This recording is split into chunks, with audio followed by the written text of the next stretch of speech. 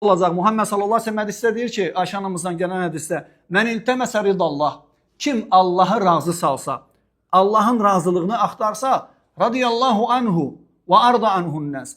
Allah ondan razı qalacaq, insanları da onunla razılaşdıracaq. Vallahi nə təcrübə ilə də görünür.